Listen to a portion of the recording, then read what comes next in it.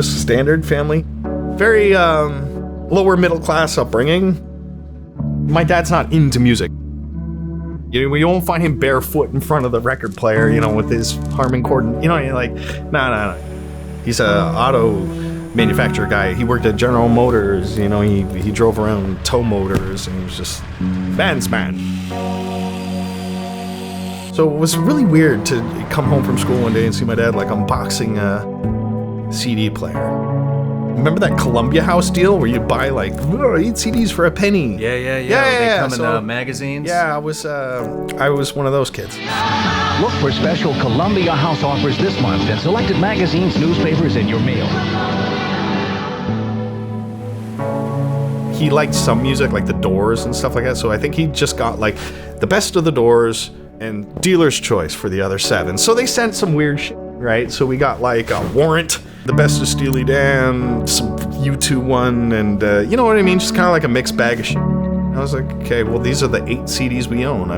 And I would just find myself sitting in front of the CD player, but the thing that really stood out was the Tears for Fears shit. And I'm like, that's not a guitar. And those aren't real drums. You know what I mean? I was like, wow, this is really cool because it's all done by computers. Obviously, it has to, or some form of thing. I had no idea how this was being made. So, I gotta go figure it out.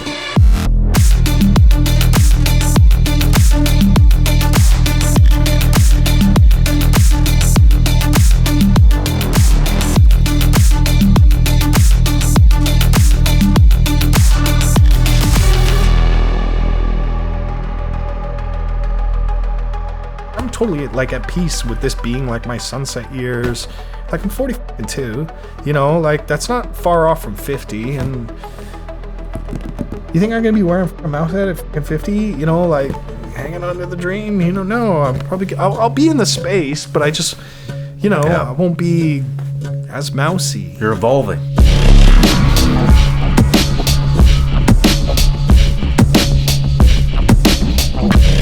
Where did the name come from?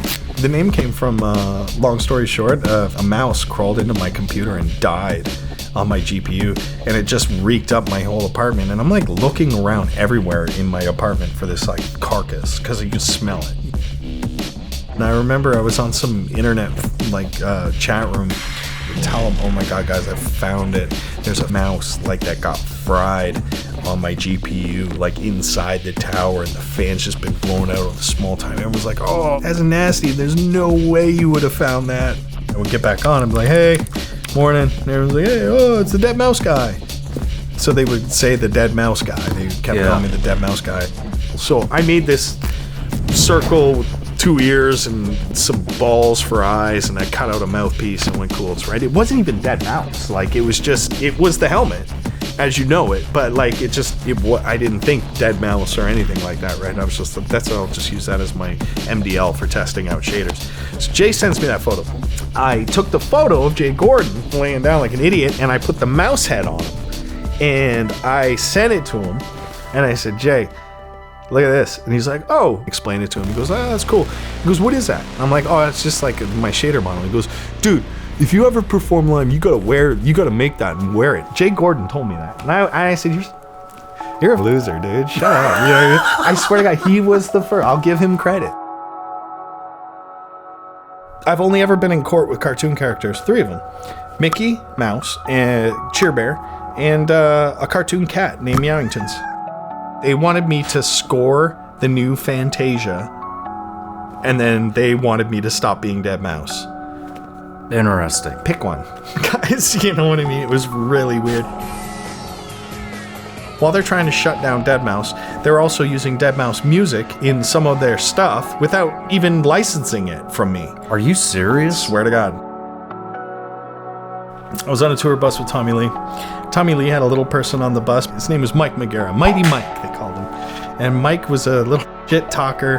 And one time on the bus, he was just getting out of control, and we were all kind of a little sauced too. And we picked him up, and we hung him out of the bus window, and we were in a parking lot, and we were holding Mike out of the bus window, by his feet. Well, it turns out somebody saw this, and then called the police. So the police start kind of showing up. Somebody thought we were hanging a child out of the out of the window of the bus and called the police as they should. So Steve Duda, who's basically been there from the start, and this is no exaggeration, we produced 8 tracks in 8 days, dance tracks, and the BSOD tracks, which was our moniker, were on the charts as number 1, 2, 3, 4, 5, 6, 7, 8 out of the top 10. It was the weirdest thing, and we're like, why is this working? Like, let's just... You gotta be shitting me. So you weren't even really into dance music? Still kind of not. But that's another story.